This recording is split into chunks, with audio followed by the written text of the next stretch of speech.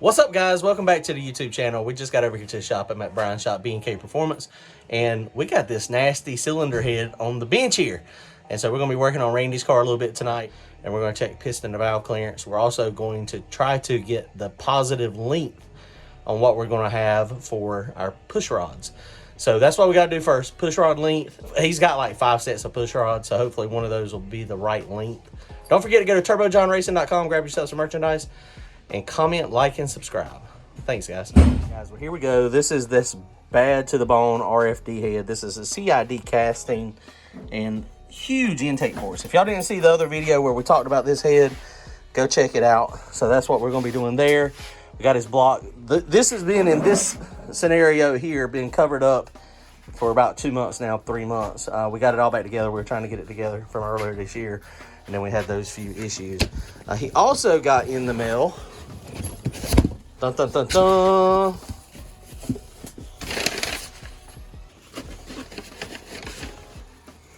Woo! Got some rocker arms. Look, I ain't never used one of those. I've only had used stuff. I've never had to deal with that. Check this stuff out, guys. T&D steel rocker arms. We decided to go steel. The aluminum might be okay, but since we've had so many issues in the past with the aluminum ones, we wanted to go with steel. So here we go. First thing we're going to do is we're going to take one of these. We're going to take 2 of these springs off. And these do not have the top fuel hoops in yet. They've been cut, so that's good. We'll be able to pop that down right on this gasket and then put a couple bolts on it. So we got exactly what our head to deck clearance will be. We'll put a couple lifters in it, and then we're going to check piston and valve clearance. And there's a couple ways you can do this. I picked up a couple real soft springs. I mean, I guess technically you could do it with these springs on here, but these things are kind of heavy. They've got a lot of pressure on them, and so it's usually easier to check piston to valve clearance and rocker arm geometry with them off. So we'll put these springs in, or we'll take that middle spring out. This is a triple spring. So we'll just take that triple spring out, the little one on the inside. Oh, wow, guys. Well, that was the biggest fail that I've had in a long time. This was the spring compressor we were using. Clearly, it is not designed for triple springs. It doesn't have any problem with my double springs, but they only got like 250 pounds on the seat. It would not phase these. So on to the next part.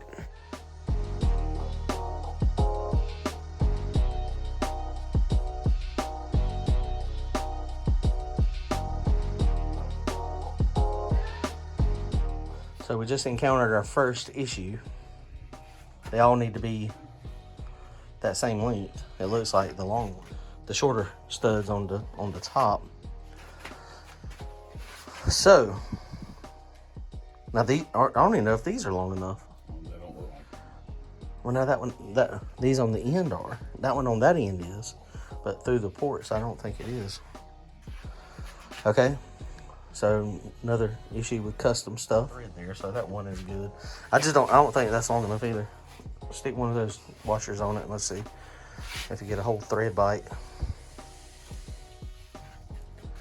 I mean, they may be fine on the bottoms there. I mean, that is not long enough. Okay, so that's not long enough. So we're going to need to measure and see. Wow. Okay, so that's going to be a significant delay.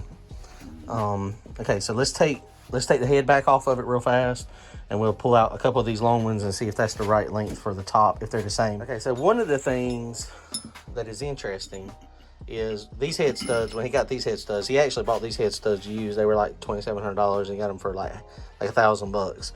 But the block, the threads in the block are deeper on a Shelby block, so you have to bottom the stud out. But if you look down in the hole, you can see the thread starts way below the block, not on the top.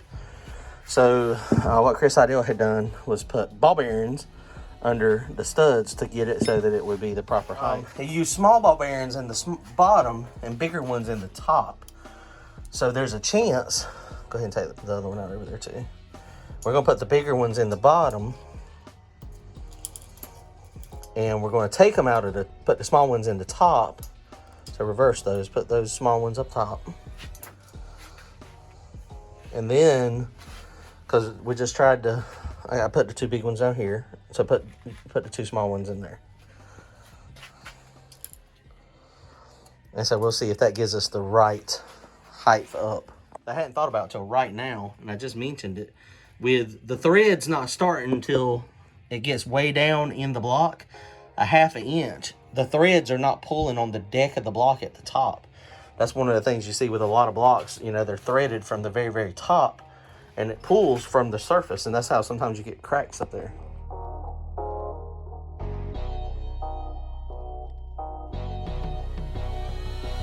Man, this thing is monster. This head is just freaking massive.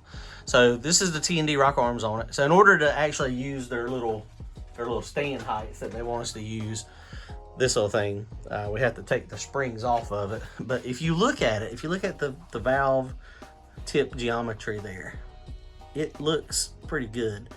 And so it's a little bit off center to the front. And when this thing sweeps, it's going to go that way. So it'll move under max lift. It should go to the middle. Now, old school way to check it is you just take some Sharpie there, and you put Sharpie on it, and then you roll it over and see the sweep angle. So we'll probably do that right now since we can't get these off at the moment. But the head studs, we did figure out if we take the ball bearings out completely, they work, the long ones work here. And then if we put the ball bearings in it, they work here. It's a little short, so we might need a little bit bigger ball bearing on this side. We'd like to have that protruding out just a tad. You know, you always want to run as much thread engagement as possible. So, all right, well, let's see if we got any. Randy's got like 10 different lengths of push rods. So we're fixing to see what we got for push rod length. So here we go, we got these rockers off. So one of the things to get when you're looking at this, valve train geometry is very important. So you got to be careful when you're adjusting this stuff. What you do is you back this adjuster all the way in, and then you go one round, and then you tighten that down, and that's your initial adjustment point. And then you can go one round this way or one round that way. So you can see it moves the adjuster quite a bit. But the thing is as you extend this adjuster out, if you get way out here, then you got a couple issues. You can start losing some oil flow, and you also start making this weaker because it's pushing, the way it's pushing the angle.